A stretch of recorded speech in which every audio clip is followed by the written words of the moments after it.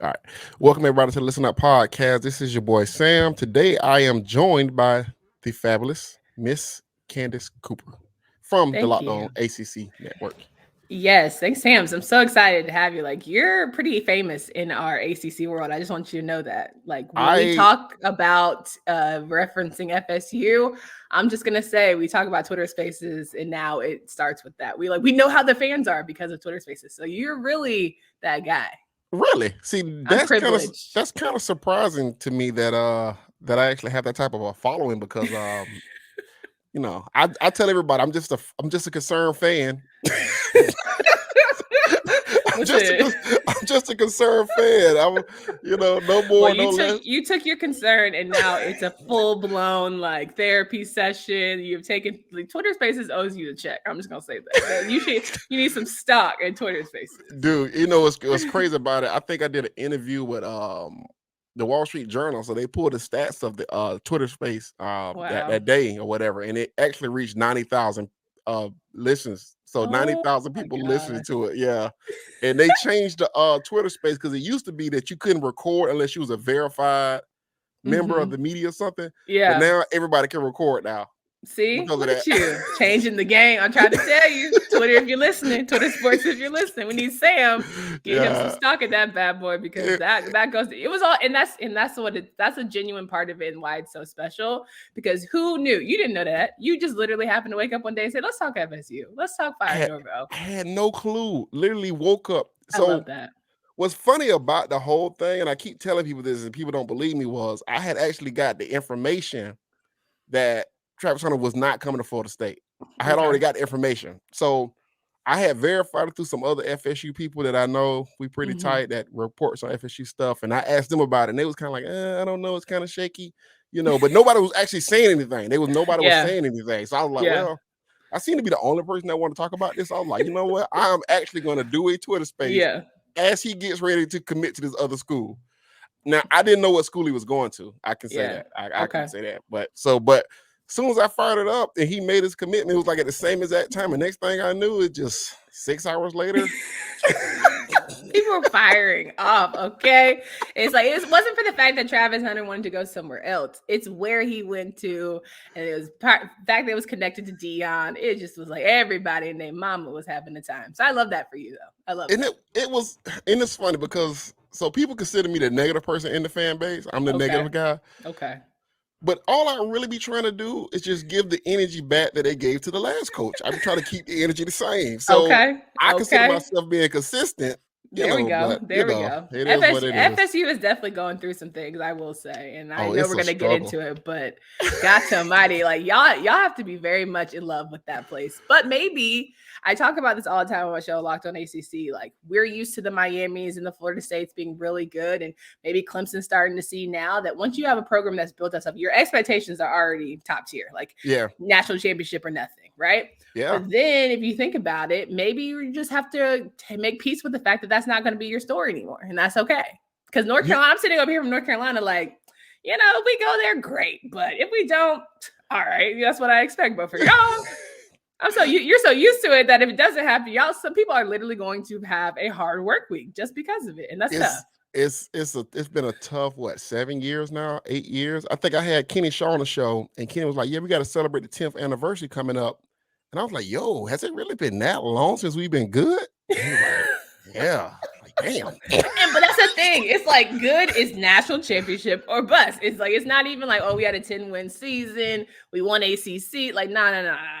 F all that. Like, we're not in college football playoffs now that this new era is. If we're not talking about national championship, what are we doing? And I Yeah, hate yeah. that for y'all. And it's one of those, like, I think the most crystallizing moment was when we got beat the crap too by Wake Forest. Yeah. And they got like two media members, that covers the team. And Dave Clawson talks for like 15 minutes and his press conference is over. You know what I'm saying? And FSU was like, we got 55 podcasts, 10 dedicated sports sites to the school, and people really care. Okay.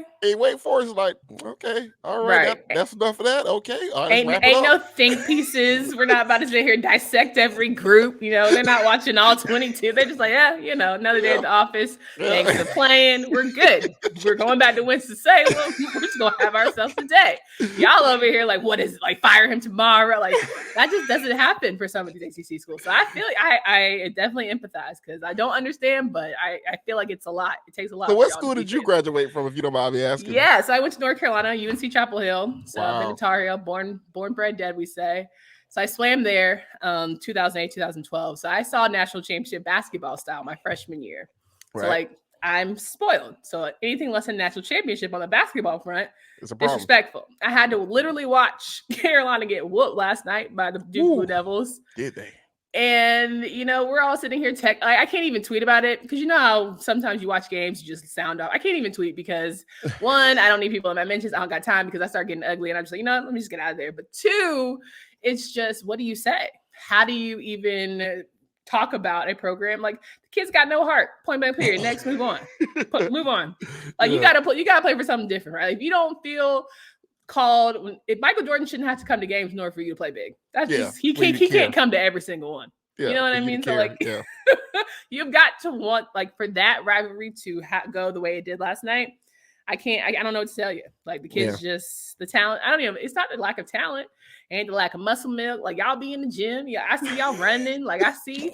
You know what I mean? Like, we understand our assignment sometimes, but there's just a lot going on. And then I'm all about giving grace to Black coaches. That's my thing. A lot of people disagree, especially even on my show. Guys are like, no, we got to like count it fair. I'm like, I'm trying to extend a little bit more grace. Yeah, I do. I do the same thing. I go over the top. I go over the top. People get upset about that, but I go over the top. I be like, because guess what? Y'all gonna trash him anyway. So it doesn't matter what I say. His leash is so much shorter off the strength. Yeah. And then he has to perform elite levels just because of who he is and what he represents. So I'm going to send a little grace. I'm like, he's won 23 games and we're already so upset. So I just, it's not going to be good enough. And it's unfortunate because it's hard to come after a Hall of Fame coach. Let's be honest. I don't know. That's not I didn't think it was set up good for old Herbert. No. I didn't think it was Hubert. Hubert. I didn't think that was gonna work. I was like, kind of let the kind of guy just gave it to you like that.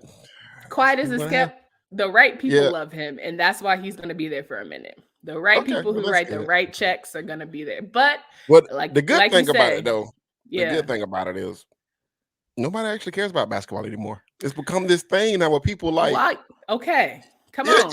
It really has become this thing where nobody cares about college basketball anymore. I don't even know what time of the year we are. Are we even close to conference champion? I don't know. I don't. And you know what's crazy? I don't know if it's like the COVID year really solidified. Like, we don't need basketball as much as we like crave, long for. Like, give me the Ivy. I need my football. I'm not going to be okay if we can't have thousands of people in the stands for football season. And I mean, you talk about Commissioner Phillips, guy who's literally like, we're a football conference. Like, sir, you must be new here. That's not really how it goes. Like, Clemson has done well for us. Thank you. Florida State had its good years a few years back, but like, this is very much a basketball conference. And I know you're trying to change things, but good luck, So yeah. I don't. We're gonna get into the long-term view of the ACC because I got some thoughts about what's going on in the ACC and what's about to come down the pipe. But let's start with my first question. What is the perception of FSU and Mike Norvell and the job that Mike Norvell is doing? What would you consider the perception of that? I really think that Florida State right now, a lot of people are saying their time has passed in terms of just the energy of the program. They're trying to hang on to that tradition word and trying to hang on to the powers that be. Like, we've had so much great talent, or we currently have great talent.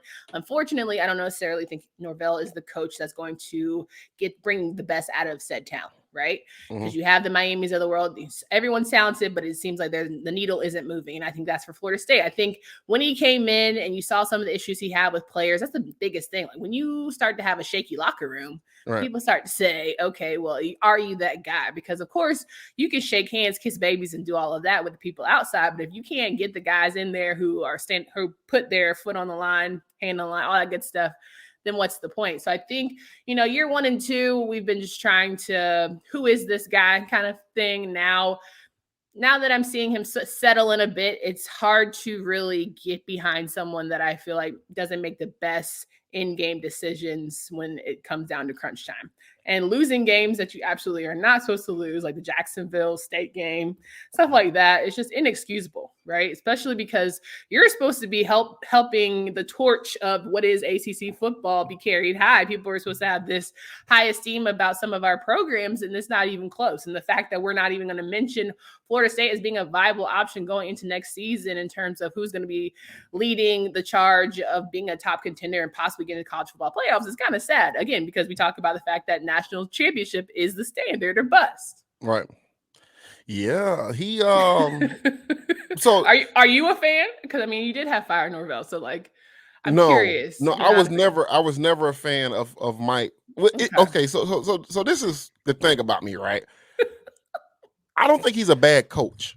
Okay. Per se, I don't think he's a bad coach. But I'm one of those people. I've watched college football long enough to know that there are certain fits that work in certain places. You know what I'm saying? And that's a big deal. So when he first got hired, I was like, well, this guy's from Memphis. So let's see what type of staff he put together. Will he put a staff together that fits in the South? Does it work?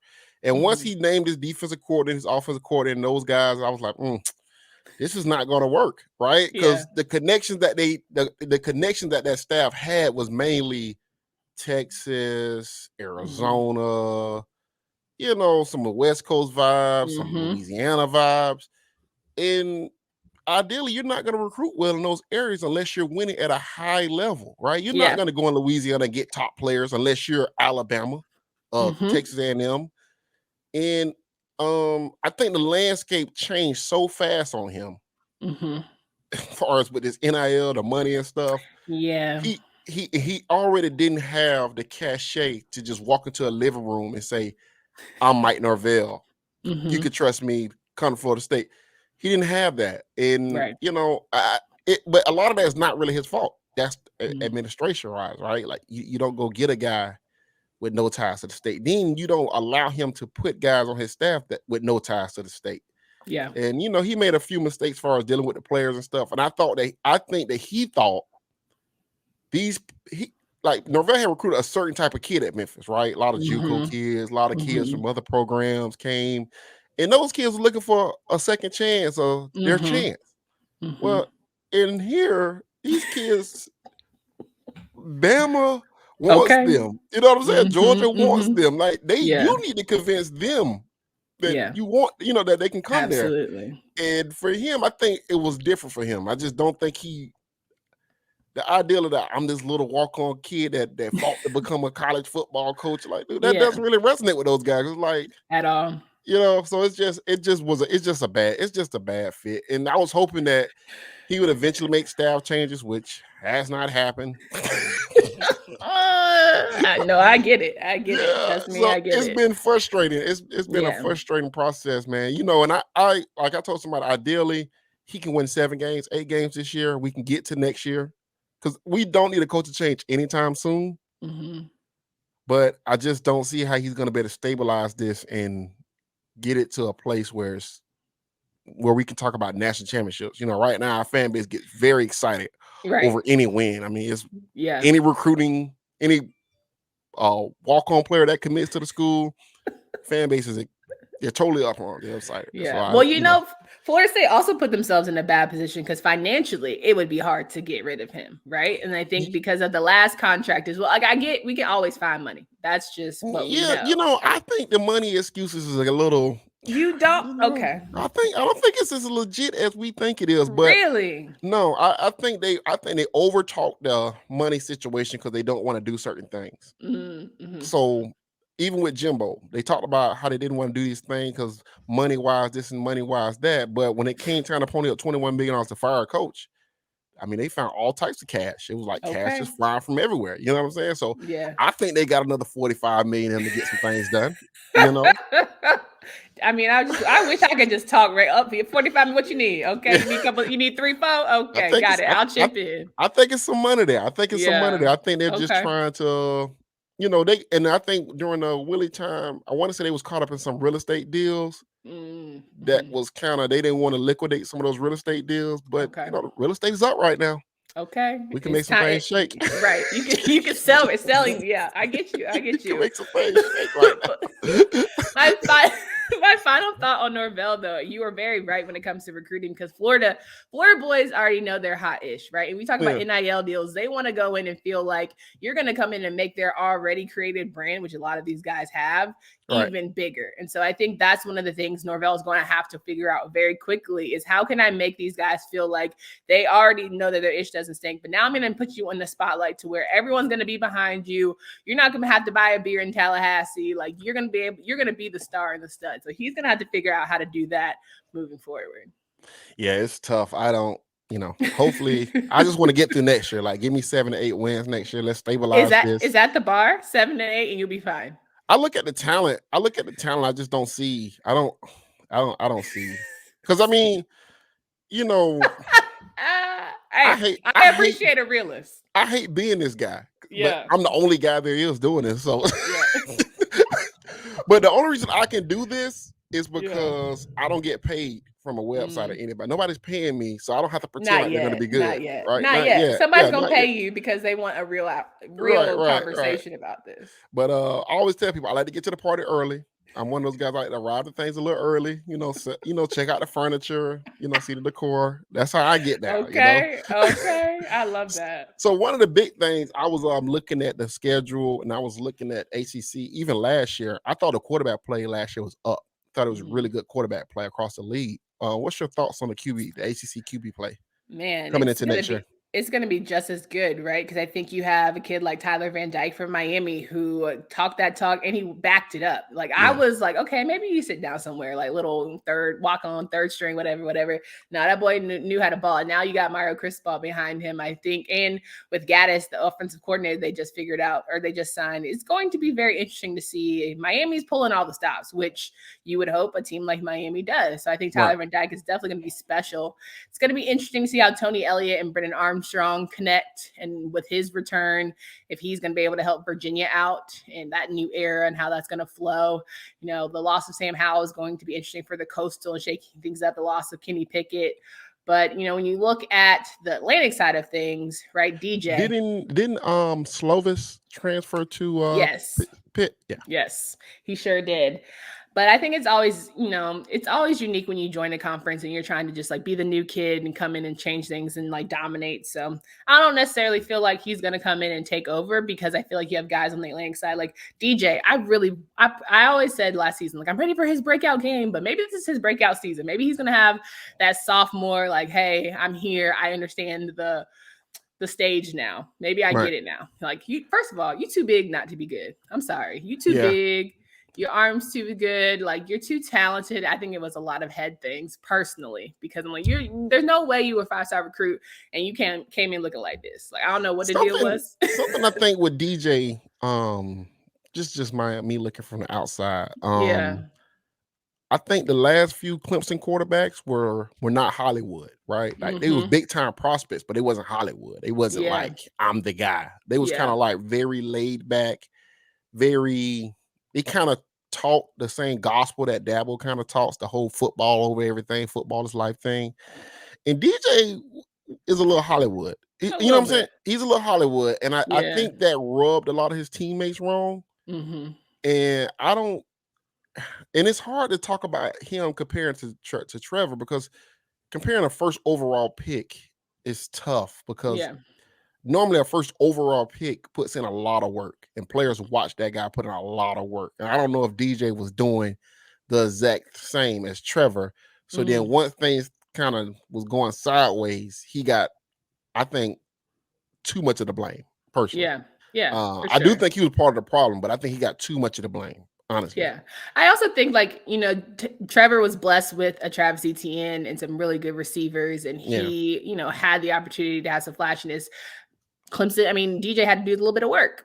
His receivers are going to have to do a little bit of work. Justin Ross wasn't the Justin Ross of old, but like, it's okay. But I think Will Shipley is going to be a unique. Oh man, he's a beast. He's a beast. He's going to be really good for him. But again, DJ's got to get out of his own way. And whether it's ego or whatever have you, he's going to have a better year for the Clemson to be viable. But I also think about Boston College, Phil Jacobic coming back. If he's healthy for a year, he's going to be good. And Zay Flowers returning. And then you got Devin Leary, who from NC State.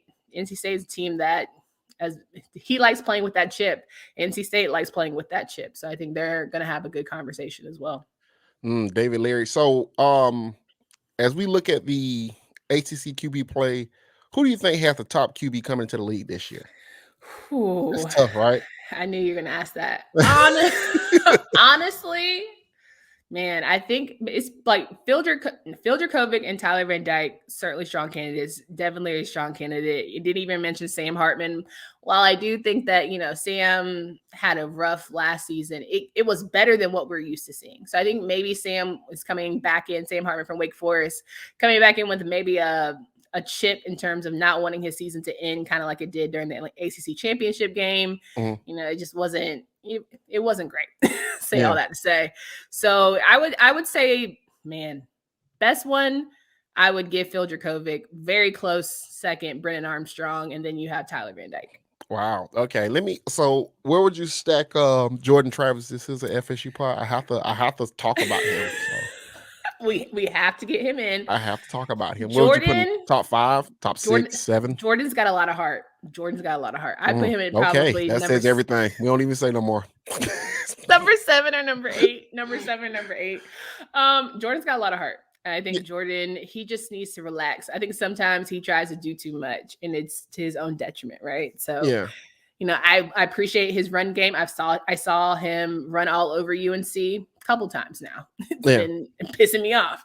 But I really appreciate his play. Hey, one thing about Mike Norvell, he will outcoach Mac Brown. Okay. He would do that. And that don't take much. I'm just, that don't take much. I'm going to tell you something. I was with that last year's game. I was like, you know what? I might mess around and like this man. I think Mac Brown might be the worst situational, like get your team ready coach that Florida State has played in the last 5 or 6 years, dude. Those game plans are amazing. And he always blames the media, which I like that about him. He's like, well, y'all don't want to keep telling us that we're good. Nobody was saying this stuff, but y'all. Y'all voted us top 10. What's wrong with y'all? I tried to tell y'all. I sugar stumped. I tried to tell y'all. He's hilarious. But to me, it's like y'all saw us, be in the game against Texas A&M. I'm like, yeah, and they lost. I think that's the part that we're missing media. Like they lost the game. Yes, they were competitive, but they ended up catching the L. So what are y'all talking about? But yeah, everybody, they know everybody likes to hear the niceties. They don't want to hear any negative stuff. So that's what they do. You lost to a 2-loss Florida State team the year before. You lost a Florida State team struggling this year. I ain't trying to hear it. So don't get me started. But Jordan Travis has a lot of potential. I think Jordan Travis' ceiling is.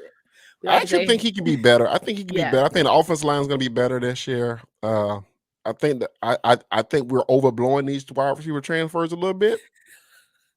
But I'm not hating, but I'm just saying I don't you know like if it's to keep gonna, people humble. I don't know. I don't know if it's gonna be the jump that everybody think it's gonna be. I think Pokey Wilson's gonna go out there and still be the best wide receiver we got. We could be looking like, well, that's weird. Pokey Wilson's still the best wide receiver. That's weird. Hey, with a name like that, how could you be anything less than? Hey, Pokey's been here for about as long as Sam Hartman's been in the ACC. Pokey's been here for a while. So, but if Malik McClain steps up and solidifies himself as the number 1 over Pokey, and Pokey's number 2, or any of these transfers become number 2, like I think the right kid, one of them become the number 2 or number 3. Mm-hmm. I think Jordan Travis can have a good season. But I do think the ACC QB play is up this year. I think they might have the best QB play in the country, to be honest with you, this year. Absolutely agree. I think it's going to be very difficult, which I think it makes it fun because we're used to seeing the Coastal kind of try and figure things out. We're used to the Atlantic have Clemson dominate. So this season, you're definitely going to see the Atlantic. It's going to be up for grabs. Yeah. So let's go to the team that I think should be the favorite going into the year next year is Wake Forest. I actually think Wake Forest. Sam, how? I look at Wake Forest. So this was crazy. When they beat the crap out of us, right? We kept saying stuff like, they had a bunch of super seniors. So once these super seniors are gone, they'll be back to trash. So I was watching the bowl game with the coach. I forgot what his name. Clausen. Mm-hmm. And he said something that like made me go look at his roster. He's like, yeah, this is just the beginning. We're going to lose 6 players. We've been playing, I think he said we played 24 or 25 first-year guys. I was like, that can't be true. So I went and looked at his roster, and I was like, holy crap. His whole roster is sophomores, freshmen. I think he had 6 seniors, but only 2 of those 6 seniors, the 6-year seniors, was actually starting. The Hmm. other ones was reserves. So I was like, Yeah. And defensive, and that's more the defensive side. They were young as hell, and they were just, I mean, getting depleted in the secondary. So they're definitely going to be great with the return of Sam Hartman. But I mean, I want and they them to be should have, good. and they was two bad calls against Clemson because that referee had dropped that I mean, good God, dude, they was literally tackling Wake Forest receivers. That was Okay. that they should have blew Clemson out in that game, to be honest with you. But Yeah. the referees just would not allow Yeah. Clemson to lose that game. But so I think they're the best team in the ACC going in next year. Interesting. I think they're going to be good, and I hope they're good for the sake of everyone's going to be like, "Oh, well, last year was a fluke. You know, you won that many games when you weren't supposed to. Like, you played kind of soft in the beginning, blah blah blah." To me, the team that's going to be good, NC State. I think they're the team who's playing with the chip. They lost. They didn't get to play the Holiday Bowl, and so they Right. want everyone to know how good they are. And of course, with the Atlantic, they got the monkey off their back by beating Clemson, so they know it's possible. And then you get a lot of guys returning that who were injured. You got the Isaiah Moore coming back. You've got Peyton Wilson coming back from injury. I think it's going to be very interesting to see how they play hungry. To me, it's them, but they can get in their own way very easily. Yeah, Dave Doran's not a great coach either. He's kind of aggravating too. Is he like But Norvell adjacent? not a lot of great coaches in this conference. I think Okay. Dave. I think Dave I think Clawson's the it's, best. I think I think Clawson's the best Clausen, coach. Halfley. I think Halfley's good out of Boston I think College. Halfley's good. I mean, Dabo's clearly the best coach in the conference because he got 2 national championships. I won't take that away from him. Is it because he has national championships or because he's actually really good at coaching? Well, GM is GMing. So I always say that the college football Great coach, delegator. He's a right? great So delegator. I always say that I say the best college coach is the best GM. Okay. And because the head coach has to be a GM, he has to hire the assistants, he has to recruit the players, have to set the boards and everything. So it's like even with Kirby. Do I think Kirby's a better X's and O coach than Jimbo Fish or Nick Saban? Hell no. But he is a top 2 recruiter. You know what I'm saying? And that Yeah. matters, Yeah. right? That can make Yeah. up for a lot of things that he, playing walk-on quarterbacks when he got 5-star quarterbacks. He makes He you does. feel wanted. He makes you feel loved as a player. I feel Yeah, like yeah. God step up. So it's one of those things where I just feel like Clawson. I like Halfley. I would like to see what Halfley can do with a fully healthy team. He has Hmm. not had a fully healthy team in the last 2 years, but I Hmm. do think he's actually really, really good. I could actually see him taking a big job, really, really soon. Give him another year or two. And that's tough because I think a Boston College deserves to have a coach for at least 5 years. And I don't know that he'll be there that long. But they do a good job of evaluating coaches, in my opinion, Oh, finding yeah. guys that fit what they like to do and Yeah. building off of that. And I mean, they've done. I mean, Boston College is one of those programs that can be a top 25 program. Oh, yeah. But let's get into how I feel about the ACC and what's going on in the ACC. Do you feel like the ACC is going to be a viable national championship type winning conference in the next, I don't know, 4 years, 5 years? I think we definitely should have a come to Jesus about this because it's going to be tough. I think on paper right now, no. Now, do has Commissioner Phillips pretty much said without saying like that's my goal, that's what I want, that's how I need this to really swing for us? Absolutely. Which I think, we look at the bank, you always want your football teams to be really good. You always want to have top 25 programs. And right now, I'm hoping that, the Wake Forests of the world aren't the only one that are going to be a top 25 program like that we are viably talking about being a college football playoff contender, because Wake Forest fan base not that deep. So the pockets roll good, but it's still it ain't the same as a Florida State Or being a top Clemson 20. in Miami. Not even close. So you're going to need to have the ones who have some strong tradition behind them. You're going to need to figure out how to get Notre Dame in this damn conference to be a I don't. football powerhouse. So it's weird because people keep telling me about the Notre Dame, like, how do you get them in the conference? I keep telling people for Notre Dame, it's probably better for them to be in the Big Ten than to be in the ACC. Mm, yeah. And How do you feel so about the alliance thing? The Pac-12, Big Ten, and ACC. Do you think that's even going to be worth anything? I think at the end of the day, when all this is said and done, we're going to see a major shakeup in the ACC. I think we're going towards 3 conferences. I think you're going to have the Pac-12. Okay. I think they're going to take in like Oklahoma State, maybe a Baylor, depends. I think you're going to see the Big Ten absorb like Notre Dame, Florida State, Georgia Tech, maybe a Clemson, Miami. Okay. I think something like that's going to happen, and I think it's going to be 3. I think ACC is going to be left out. I think Jim Phillips making the comments that he made about the playoffs and how he wouldn't vote for this and he won't do that and that. I think that was bad messaging on his part. Because he doesn't have a heavy stick to swing. You know what I'm saying? And by you telling them what you want to do, they'll just say, okay, well, you actually don't even have to be a part of it all. Okay. I think about his thoughts on like NIL as well, and just the way I'm like, you're not getting on board. SEC is on board. Like they're leading the charge. We need to start having different conversations. And start talking differently. And I do think the whole idea of them saying, well, we're going to put the alliance together, I just think that was just a way for the Big Ten to fish out information, to see. Kevin Warren's not stupid. Yeah, to just feel out, okay, well, how are these other conferences acting? How are they feeling? Can we look at their books? I think it was all about them trying to figure out what's going to be viable in the next 10 years. Because I was telling somebody, if you just look at the college football rankings, then you go look at the recruiting rankings, it's like full of like 8 Big Ten, SEC. It's like full of it. And I was like, dude, this money is starting to catch up now. So like, where does that leave everybody? Because you can't even go like a Florida State or Miami. You technically can't get a coach out of the Big Ten that you really want because they can overpay for him. Like you try to go get Jawan Snyder. Well, Jawan Snyder, he would be an asset in Florida, right? We would love to have that guy in Florida. But they can pay him $2.5 million to be a running backs coach. And it doesn't bother them because every school's getting $50 million a piece. Yeah.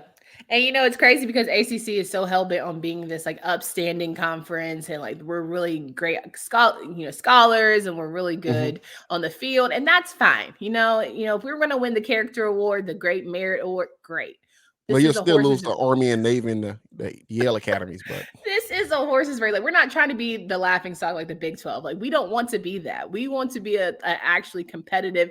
I know we're trying to hang our hats on basketball, but like we said, earlier, basketball ain't the way. We got to figure out how to stay in the race. We're very much already behind, but can we at least try and catch up a bit? Yeah, it's I don't feel good about the prospects of it going. Yeah, I don't feel good about it, and I think they should have got rid of that ACC commissioner a long time ago, probably 3 or 4 years ago. Oh, you wasn't messing with Swafford? Nah, Swafford's an idiot. I mean, it took him 5 years to get the channel going. Then he couldn't get the channel on every network, so he lost out on probably tens or 15s of millions of dollars just by doing that foolishness. And they keep going on with this tobacco road thing, which I get it. North Carolina and Duke, and it's all cute, but these coaches now they're retiring. So now you're not going to know the coach name at Duke. You're not going to know the coach name at North Carolina in a couple of years, and it's not going to matter.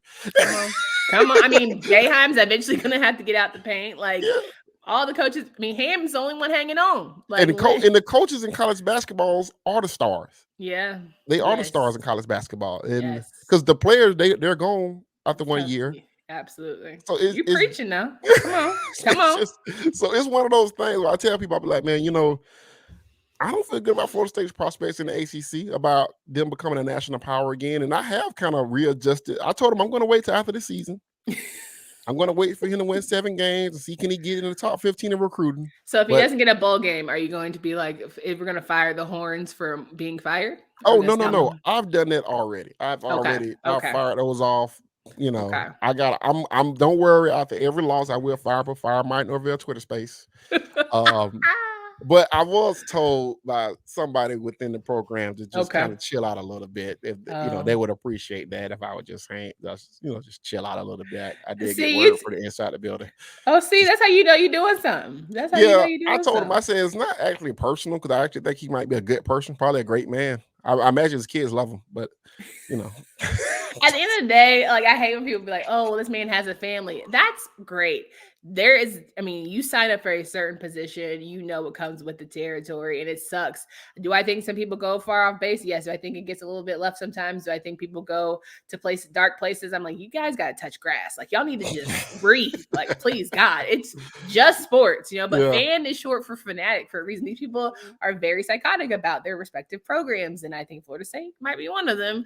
But I do do think that, the Florida States of the world, the Miamis of the world, maybe we just have to make peace with, like, a national championship era was cool when it was cool. It was hip, all that kind of stuff. Maybe that's not our story anymore. And that's okay. Okay. I think that's where it's leaning at. I think as long as we're in this conference, I just can't see a path. Are you ready? Are you ready to go to SEC? I don't see. I think Florida State will go to the Big Ten before they go to the SEC. I just don't think the SEC. From what I talked to somebody that might know about some of this stuff, and it was like there's no TV money that will be increased by the SEC grabbing Florida State or Miami. That's right? Fair. It wouldn't help them any, right? Because they already have Florida, Georgia, Bama, and those TV networks all kind of. So they say the biggest money jump would probably be from the Big Ten having Georgia Tech, Florida State, and maybe a Clemson, because then that will open up the Carolinas for the Big Ten. Then it will open up the state of Florida and the state of Georgia as far as TV money. So they were saying that the SEC, by them grabbing Oklahoma, Texas, that took care of the Midwest for them, right? And Big Ten already has Nebraska. That takes care of that Midwest for them. So it's like the option would probably be the Big Ten and not the SEC. I'm surprised y'all don't have Tallahassee Network already, to be honest. You know what's crazy? Now this is the part that really pisses me off was when they signed that grant of rights deal to stay in the ACC, they had to get rid of the Sunshine Network. So the Sunshine Network was actually paying for the state, I think almost $10 million just to have rights to all the games and everything. And because they signed that grant of rights deal with the ACC, all that stuff went over to ESPN, and Florida State no longer gets paid by the Sunshine Network. So yeah, it would be nice. Florida State should probably have came up with like some type of digital ACC Florida State network. But that would mean you have to be forward thinking, and because we don't like to do forward thinking things. Okay, I mean half the battle, if we're trying to get the ACC, they got to get better network hosts. They need to be at better network shows. Like I think they're struggling in that regard as well. Because they want it to be. See, this is the problem with the ACC. Everything in the ACC wants to be old and white, and it's nothing young and hip about the ACC. But you have young and hip program, like the fact that you don't have something cool and flashy about like a Miami or a Florida State. Like y'all literally, they had turnover chain for years, and there was nothing capitalized from that. Like right. Well, the ACC doesn't want to lean into that type of stuff, right? They don't want to lean into the programs of what a Florida State and the programs of what a Miami. They pride themselves on being this academic South. Yeah. Right. And they want that upstanding thing to be going on instead of just leaning into what's the moneymaker. You know what I'm saying? Florida State, whether Florida State can suck, okay? They can suck forever. But FSU Twitter will still drive social media on game days and game weeks. You know what I'm saying? Absolutely. So you should lean into the crazies. Sam, I think we just got you a job here, ACC Network. If you're listening, because we know there's some plants out here. Clearly, you guys need to put Sam out here because I think he would bring a spice and flavor, a realness to what we've got going on here. I mean, they got Packer and Durham talking. I'm like, who wants to watch that? Who wants to watch Packer and Durham? I'm gonna be quiet. I'm sorry. I don't want to mess up. I'm sorry about that. But God, man. I'm gonna be quiet because that really just made me laugh. It's like the Merle Griffin show. I get it. Murder, She Wrote. Cut it off. Sam. Oh my God. That's my last one. I'm not gonna trash the ACC network while you're on here. I would do that on another show when you're not on here, okay? Ooh, that's funny. That is funny. I'm not even laughing. People who are running this back, I ain't even laugh. That's not even funny. But make sure get your handle so people can follow you because you give really great information. I actually do listen to the ACC Locked On I podcast appreciate that that. you do. I do listen to that, and I'm actually subscribed to it also on YouTube. Wonderful, because I really feel like sometimes I speak it to the void. I'm like, nobody's listening, but just in case, I'm gonna go ahead and say something nice. But no, please follow at Locked On ACC on Twitter. You can subscribe. We're on YouTube. We're also available wherever you listen to podcasts. It's me and guys have a rotating cast 5 every single day for up to 30 minutes, so it's really quick and easy to get you in and out there. But I appreciate Sam, like I said, bringing really good stuff and good content and realness that a lot of people don't get because everyone always wants to talk X's and O's or they want to talk just like boring stuff. But I appreciate you giving some insight on some things around the program. So thank you. Yes, and everybody, I appreciate you guys. Make sure you guys subscribe to the podcast. We did an episode last week, me and Nikki, on the So What's Next pod. That's on the same YouTube channel. Make sure you go like that. We talked about what did we talk about? Oh, we talked about Bill Belichick being messy and setting up that's my dog. That's my dog. And I bet you he's gonna put Brian's last name. Whoever Brian is, he's gonna find the last name now. Good Lord. Belichick was being messy. It's no doubt in my mind. It's no doubt in my mind. No doubt in my mind. Sign BB. Who does that? No, what grown man? He was like, yeah, it was me. I dropped this dive. Hey, Flores would be a great coach at Boston College. That's something to watch. Flores at Boston College in 3 years, 2 years. That would be excellent. Yes, it would. Look at you. Okay, look at you, GM. Right. You better know it. All right, man. Y'all be great. Thank you.